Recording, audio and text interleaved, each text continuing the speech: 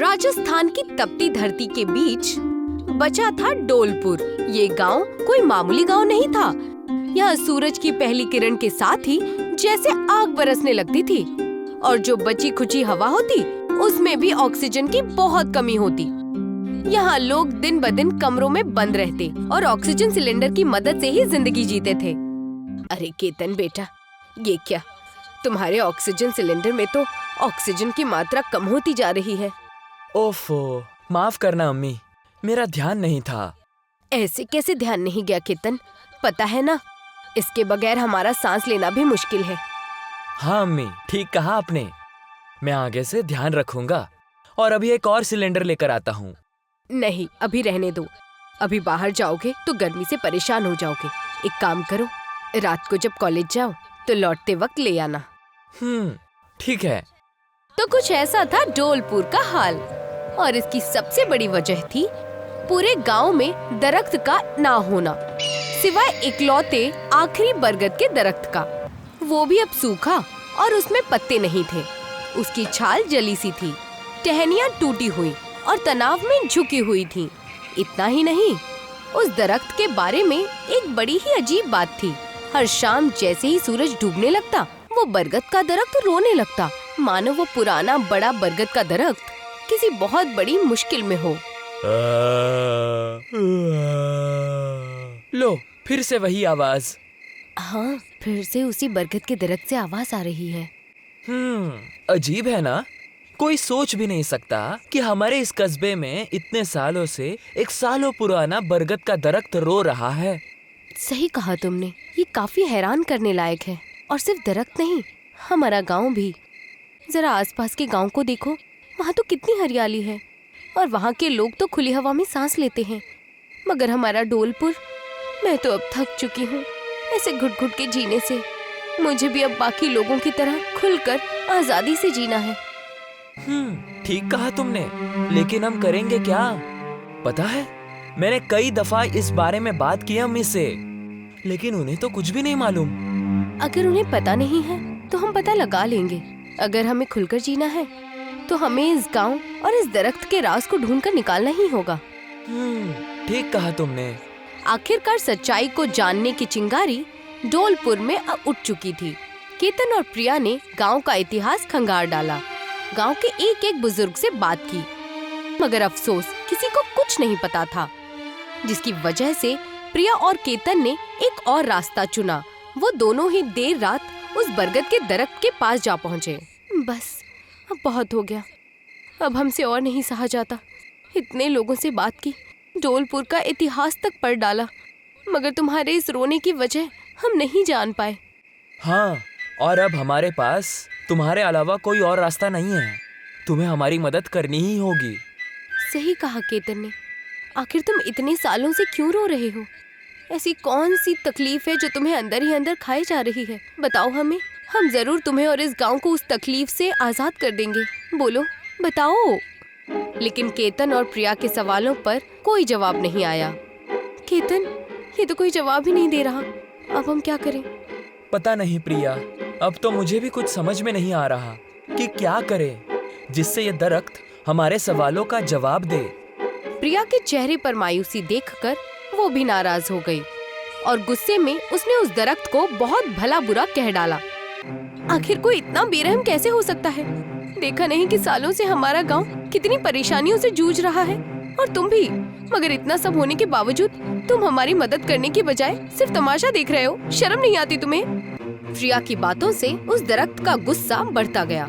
उसकी आवाज और भी खौफनाक होती चली गई, इतनी ज्यादा कि पूरे गांव में आतंक मच गया। वो उसके गुस्से की आवाज सुन नहीं पा रहे थे। वो आवाज इतनी भयंकर थी, किसी को कुछ समझ नहीं आ रहा था। तभी, आखिर तुम ये सब क्यों कर रहे हो? क्योंकि ये कस्बा इसी बर्बादी के लायक है। मतलब, आखिर ऐसा क्या हुआ था कस्बे में? क्या है इसकी सच्चाई? तुम सच जानना चाहते थे ना? तो सुनो। बहुत साल पहले ढोलपुर हरियाली से भरा हुआ था। चारों ओर हरे हरे दरख्त थे, खेत थे, झरने थे। लेकिन एक दिन शहर से बहुत बड़ा बिल्डर आया। उसने कस्बे वालों से आधुनिक जिंदगी पक्का मकान और पैसों का वादा किया। बदले में उसने जंगल की जमीन की मांग की। फिर क्या हुआ? क्या जमीन की जंगल दे दी गई? फिर क्या होना था? कस्बे वालों ने शुरुआत में थोड़ी मुसीबत जताई, लेकिन आखिर में सुविधा और विकास के लालच में आकर उन्होंने ये जमीन उन्हें दे दी और रातों रात मेरे घर यानी पूरे जंगल को काट डाला गया। क्या? सच में? हाँ, सच में। वो रात मैं कभी नहीं भूल सकता। मेरे दोस्तों की चीखें, उनकी दर्द भरी आवाजें मैंने खुद सुनी थी।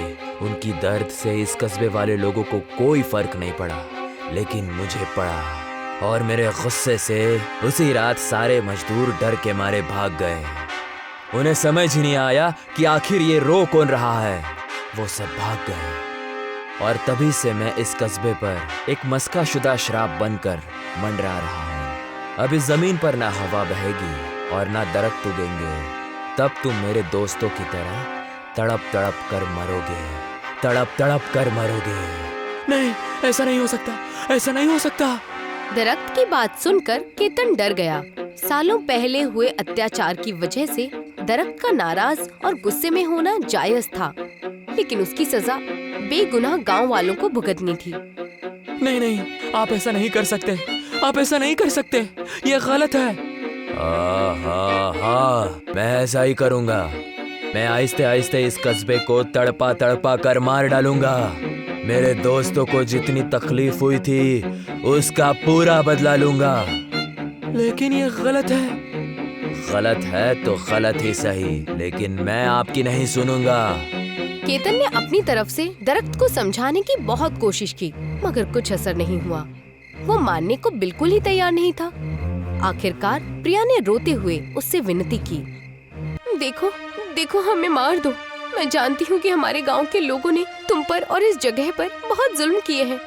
तुम्हें तुम्हारे दोस्तों से दूर करके बहुत ठेस पहुँचाई है, लेकिन जो गलती गांव वालों ने मिलकर की, वही गलती तुम भी दोहराओगे तो क्या फर्क रह जाएगा? हाँ, प्रिया ठीक कह रही है। हम इंसान मतलबी हैं। हमें अगर किसी ने जरा भी ख्वाब दिखाए तो हम हमारे मतलबीपन के लिए हर उस चीज को खत्म कर देते हैं जो हमारे लिए असल में बहुत ज्यादा जरूरी होती है। हमें किसी चीज की जरूरत समझ में ही नहीं आती। लेकिन आप वैसे नहीं हो, ना ही तुम्हारे दोस्त वैसे थे, इसीलिए ये सब रोक दो। देखो, हम तुम्हें किसी स्वार्थ के लिए बहका नहीं रहे हैं, लेकिन तुम ही सोचो, अगर तुम्हारी जगह तुम्हारे दोस्त होते तो क्या वो ऐसा करते? क्या वो किसी और की गलती की सजा मासूम लोगों को देते? प्रिया के इस सवाल पर दरख्त एकदम खामोश हो गया। उसकी आंखों में आंसू आ गए। उसे अपनी गलती पर अफसोस हो रहा था। ठीक कहा तुम दोनों ने। अपने दर्द की वजह से मैं मतलबी हो गया था। दूसरों की गलती की सजा तुम्हें दे रहा था, लेकिन असल में गलत तो मैं ही हूँ। मैंने इंसान को ठेस पहुँचाई है। हे ऊपर वाले, ये मैंने क्या कर दिया? ये मैंने क्या कर दिया? मुझे माफ कर दीजिए, माफ कर दीजिए मुझे। बेचारा दरख्त अपने किए पर शर्मिंदा था। उसे कुछ समझ में नहीं आ रहा था कि आखिर अपनी गलती कैसे सुधारे। देखो, तुम्हें ऐसे रोने की जरूरत नहीं है। चाहो तो ये सब ठीक कर सकते हो। हाँ, केतन सही कह रहा है। अपने श्राप से इस गांव को आजाद करो और इस गलती के बोझ से आजाद हो जाओ। प्रिया की बातों से वो दरख्त खामोश हो गया और आखिर उसने उस श्राप से आजादी का रास्ता बताया। अगर तुम्हें मेरे श्राप से आजाद होना है तो एक काम करो बच्चों, जल्द से जल्द मेरे जिस्म को जला दो। इससे मेरी रूह आजाद हो जाएगी और कस्बा भी मेरे श्राप से आजाद हो जाएगा। क्या? हाँ, बस यही एक रास्ता है। दरख्त ने उन्हें जो रास्ता बताया, केतन और प्रिया का दिल बैठ सा गया, लेकिन उनके पास कोई और रास्ता भी तो नहीं था। केतन ने अपनी जेब से माचिस निकाली और एक तिली से आग की चिंगारी जला दी।